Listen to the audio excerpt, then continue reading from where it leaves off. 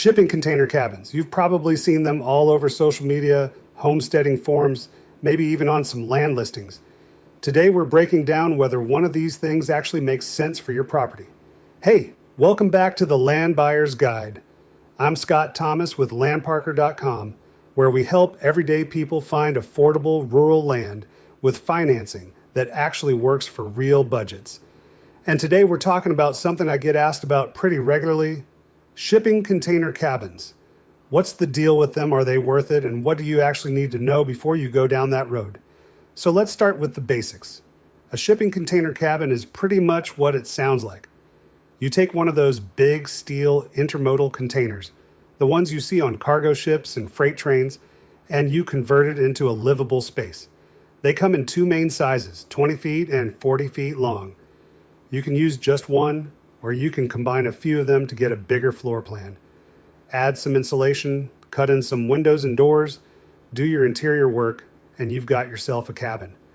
And honestly, the appeal makes total sense, especially if you're someone who just picked up a piece of rural land and you want to get something livable out there without breaking the bank or waiting 2 years for a traditional build.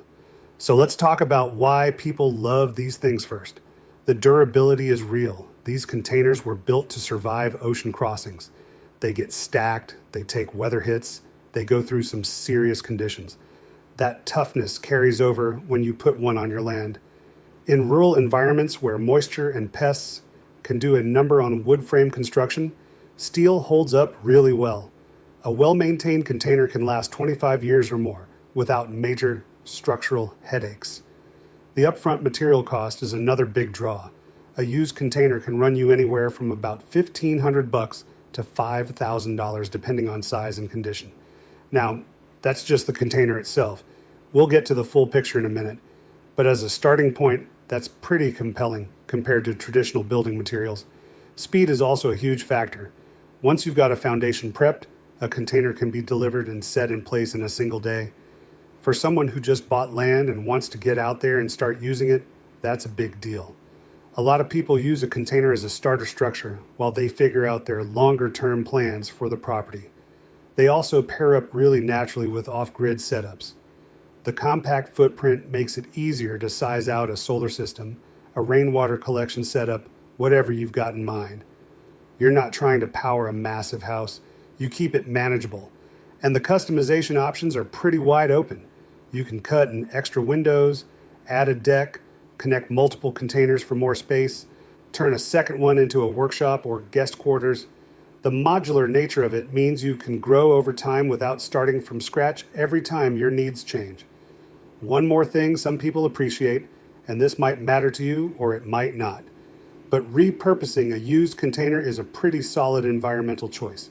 You're giving a second life to a heavy-duty steel structure instead of it sitting in a port yard somewhere. Okay, now for the other side of it. Because there are some real trade-offs here, and I'd rather you know about them up front than find out the hard way.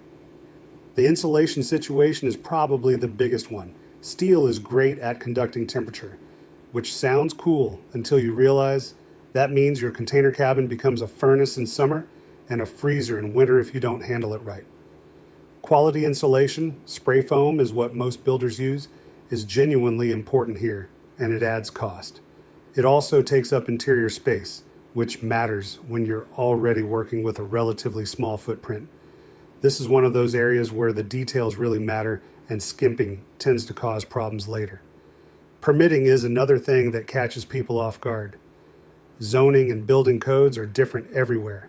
Some rural counties are pretty relaxed about container structures. Others consider them non-standard construction and want you to jump through hoops. The smart move is to call your local planning department before you buy land or containers. Just ask the question. It saves a lot of potential headaches. Here's something a lot of people don't realize. Used containers may have been treated with pesticides or carried chemicals during their working life. It's a good idea to get the container's history if you can, and if there's any doubt at all, have it tested before you use it as a living space. Choosing a one-trip container, meaning it's only made one cargo trip before you buy it, dramatically reduces that concern. Financing and insurance can be a little tricky too.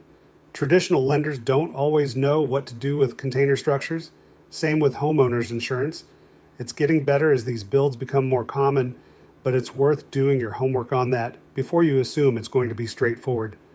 Now, here's the one that surprises people most.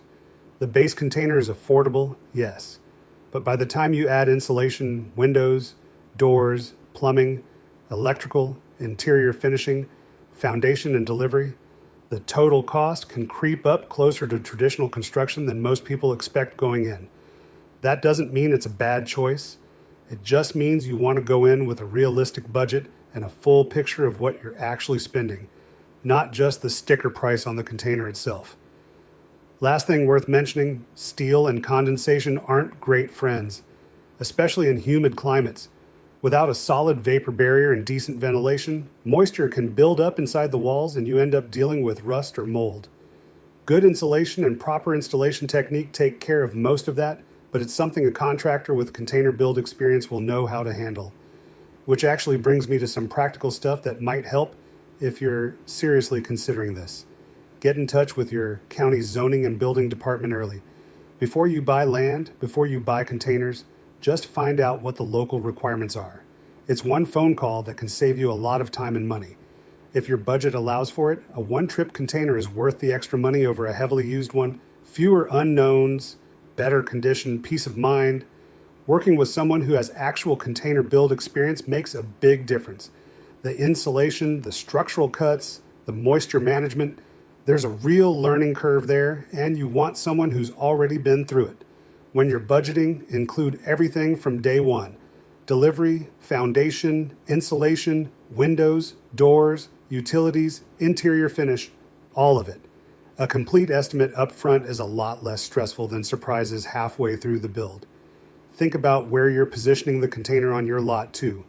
Orienting it thoughtfully relative to the sun and prevailing wind can naturally reduce how hard your heating and cooling systems have to work. And if you can, visit a finished container cabin before you commit to anything. Photos are one thing, but standing inside a completed build gives you a completely different sense of the space and what you're actually getting into. Here's the bottom line.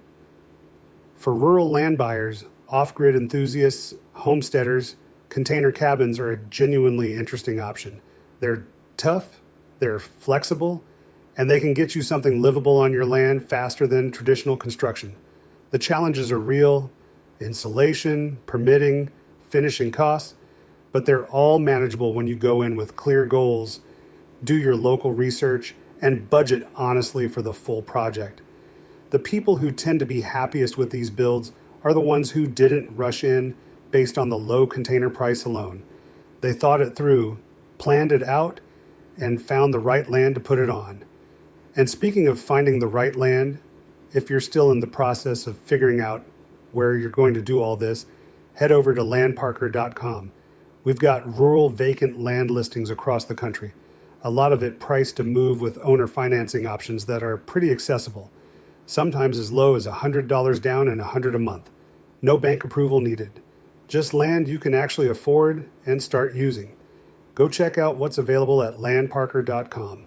Thanks for hanging out today, and we'll catch you on the next one.